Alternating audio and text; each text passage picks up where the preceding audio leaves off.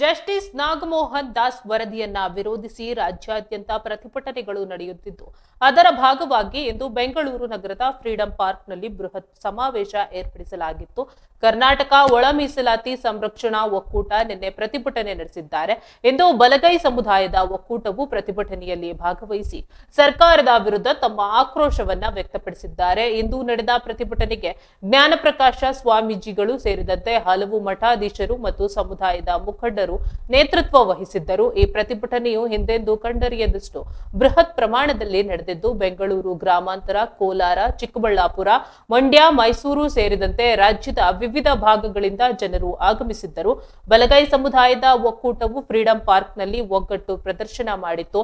ಮೈಸೂರಿನ ಉರಿಲಿಂಗ ಪೆದ್ದಿ ಮಠದ ಸ್ವಾಮೀಜಿಯವರು ಸಮಾವೇಶದಲ್ಲಿ ಭಾಗವಹಿಸಿ ಸರ್ಕಾರದ ನಡೆಯನ್ನ ಖಂಡಿಸಿದ್ದಾರೆ. ಸಾವಿರಾರು ಸಂಖ್ಯೆಯಲ್ಲಿ ಸೇರಿದ್ದ ಪ್ರತಿಭಟನಾಕಾರರು ಸರ್ಕಾರದ ವಿರುದ್ಧ ಘೋಷಣೆಗಳನ್ನ ಕೂಗಿದರು. ಪ್ರತಿಭಟನೆಯ ಹಿನ್ನೆಲೆಯಲ್ಲಿ ಫ್ರೀಡಂ ಪಾರ್ಕ್ನಲ್ಲಿ ಬಿಗಿ ಪೊಲೀಸ್ ಬಂದೋಬಸ್ತ್ ಏರ್ಪಡಿಸಲಾಗಿತ್ತು. ನಗರ ಪೊಲೀಸ್ ಇಲಾಖೆಯು ನೂರಾರು ಪೊಲೀಸರನ್ನ ನಿಯೋಜಿಸಿ ಯಾವುದೇ ಅಹಿತಕರ ಘಟನೆ ನಡೆಯದಂತೆ ಮುಂಜಾಗ್ರತಾ ಕ್ರಮ ಕೈಗೊಂಡಿತ್ತು. ಪ್ರತಿಭಟನಾಕಾರರು ಶಾಂತಿಯುತವಾಗಿ ತಮ್ಮ ಪ್ರತಿಭಟನೆ ನಡೆಸಿದರು.